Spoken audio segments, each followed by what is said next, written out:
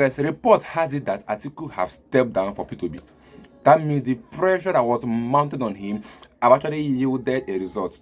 Because this headline on my screen said that Atiku is not sure if he's going to run for presidency. And this same person came up before and was campaigning. He said that when he wins the election, that over 70% of his government are going to be youth and women. That means he was campaigning with P2B. And P2B have also said that he is not going to run as a vice. He's going to run as a president. And P2B was in Anambra State wearing Labour Party attire, campaigning for governorship election.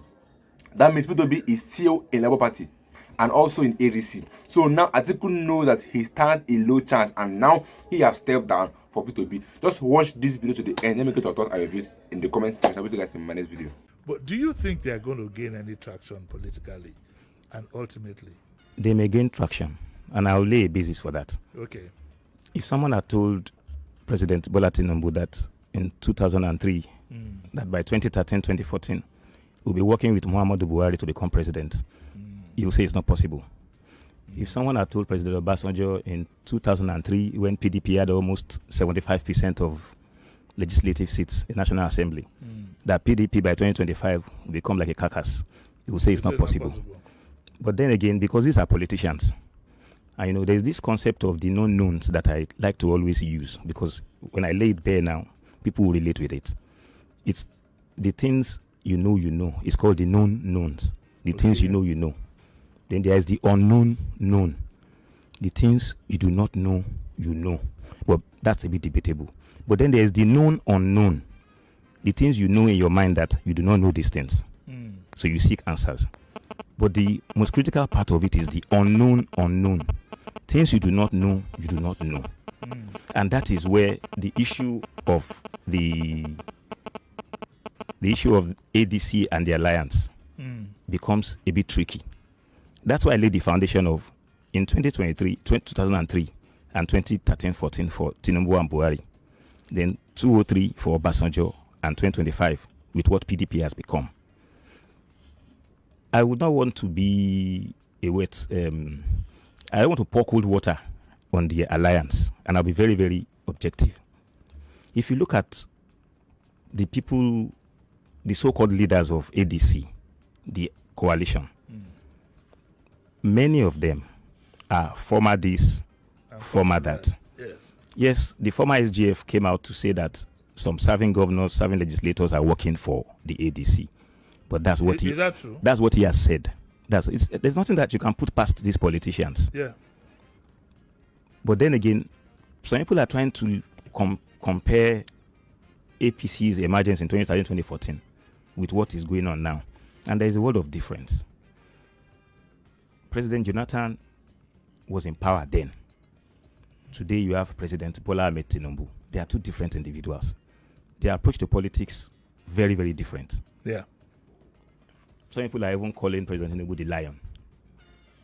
And then, at least, lion of Bodilon. Now he's the lion of Nigeria. But all those things may peter into insignificance in the face of what God wants to do with Nigeria. And the God factor is very, very important. Very, very important. Wait. Have you become a pastor now or something? No, I believe in God. No, I believe it. There's nothing I put past. That's why I started by saying, if someone had told Tinubu in 2003 that, because Tinubu had said, according to WikiLeaks, that Buhari was not fit. To be honest with you, if you go along that path, then there will be no need to have the program, because all you do is just let God go on. I don't No. Yes. I laid the basis for it. Okay. If someone had told Tinubu in 2003, that WikiLeaks said, they quoted him as saying that Buhari was not fit to be president, he would turn the country into this. But by 2013, 2014, according to him, he practically brought him back to the coalition. I keep telling people, one, if they don't resolve the Obi factor, they are not going anywhere. What is the Obi factor? Good. And Obi has said it himself. He's not running to be vice president. He's running to be president. I do not see how they want to organize their primaries. And in the event that Obi does not emerge, what becomes of that cult following called obedience that he has? Will they go along with the coalition? On the other hand, you have Atiku Abubakar. Whatever you say about him, he's popular in the north. He's popular. Now, would you say an Obi is the candidate who becomes his running mate? Where would Atiku be?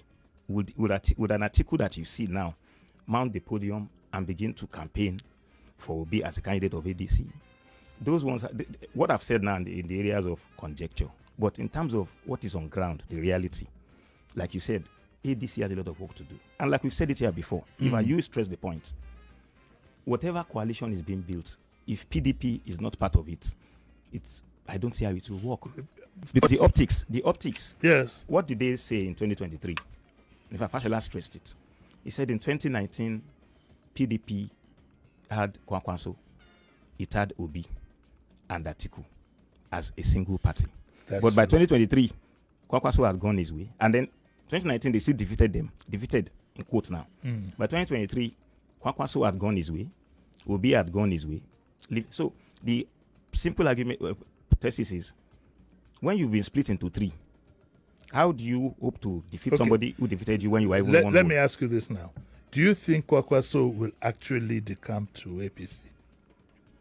Kwankwaso is a Nigerian politician who would look out for his own interest and decide on where he wants to go. But what does what I think is irrelevant. Mind you, before this recent body language of Kwankwaso almost going to APC that is being bandied about, about 3 months ago, Kwankwaso said it's a cardinal sin to defect. He said it when some members of NNPP in Kano started rushing to APC. He said it, that it's a cardinal sin to defect. So if you go by his admission that moving out of NNPP to APC is a cardinal sin, it's sacrilegious, by that you will say he would never go to APC. But Kwankwaso is your typical Nigerian politician too, who would look out for his own interest. And I'll give you an example too. In 2011, what happened when Jonathan was seeking the office? Somebody ditched his own presidential candidate and also worked for PDP. And that was how Jonathan had a smoother sail than he would have had. The current NSA was the candidate of ACN. But we know what happened. We know how the votes went. Even in Lagos.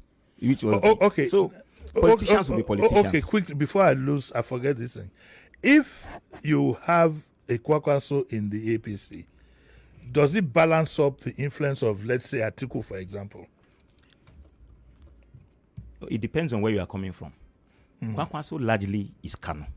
And Kano votes will wipe off the entire vote from the southeast.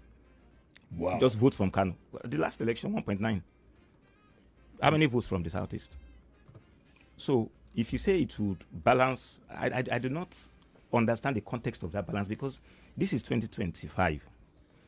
We have 2026 and then 2027. Anything can happen. Look, I just wish our politicians understand the vanity of some of the things they pursue. And I'll give an example. I think it was in 2003. The presidential candidate of AD, Pa Adebayo Adefarati, died some, was it months or weeks? Let's say weeks before the presidential election. So you think the crossover point for this coalition is who then mounts the saddle? But what does your gut feeling tell you? So given today's parameters. No, they have a lot of work to do. And I'll start by, okay, someone said a fortnight last week, said, yes, you've done the Abuja show. How well have you drilled down in the states, in the local governments, in the wards, on the streets? You need to, and unfortunately, or as a matter of concern for the coalition people, there's a fatigue. So the electoral, there's this Atiku fatigue, Amici fatigue, even Obi fatigue too, you know. So they have a lot of work to do to convince Nigerians that they mean well and they want to come and do well. So in dangling the pendulum between the two main characters, Amici has not been tested that much, but the two main characters, Atiku and Obi, where do you think the pendulum might tilt? No, it depends on what they agree to do. They are still talking. It depends on what they agree to do. There was a kite flown last week that Atiku may likely pull out of the coalition, and he quickly said no, he's in it. Look, these are Nigerian politicians. I know. You vouch for them or you pontificate about what they want to do at your own peril. The ADC coalition should begin to mobilize if they want to be taken seriously. 2, their ticket issue. they should find a way to resolve it Quickly. before it's too late. No, quickly is a bit dangerous because, okay, and I'll give you the, if you say it's Peter Obi, what do you think would happen to supporters of Atiku, El Rufai, and co who are in that coalition? Some would just say, look, instead of hanging around here, let me just go to where the soup is ready. If you say it's Atiku, what do you think would happen to the obedient? So, quickly, the way you said it is a bit dicey. But they should have a conversation around it, a very honest one, based on how well they've mobilized, and then agree on who to field that will be able to confront APC on the platform of ADC. Because there have been some warning going to Atiku that if he continues to run for this presidency, that all you achieve is dividing votes, which will give APC a free win election. Because Atiku have supporters, Obi have supporters. So imagine when these two supporters come together to vote one candidate, and then we all can agree with me that Obi has more supporters, especially youth in Nigeria. He has more supporters. So imagine when his supporters Atiku comes together to vote for Peter Obi, that will actually yield a better result that even the INEC cannot even rig. Because the issue we have now is not actually the election, it's now the rigging of the election. Because even if they rig the election, you cannot go to court, because if you go to court, you lose. So the main issue now is this electoral reform that we have been shouting on. Electoral reform is the only way out of this election rigging, because even if you carry the whole Nigeria to vote for Peter Obi, APC can still rig election, because the people that announce results are the INEC, and anything they announce is what they will take as a result. Because last one, we all know that Peter Obi, a Labour Party, won that election like with a lot of margin.